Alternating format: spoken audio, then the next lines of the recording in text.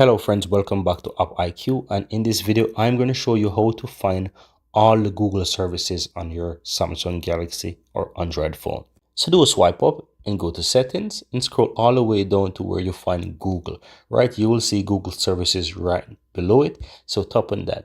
Now once you're here, you will see the account, the Google account that you are using to sign into your phone, and this is also the account that allows you to connect to the Google Play Store so that you can download apps as well. Here you're seeing those recommended apps, which is the backup, the Find My Device, autofill, and even the Google Wallet. But if you want to see all services, tap on the all services, and here you'll find all the categories of services that Google offer that you can use on your phone. So you have ads, autofill, backup, device and sharing, Find My Device, kids and family. You can tap on them and this will lead you into more. So if there are additional services inside, you can tap on them and you can utilize them.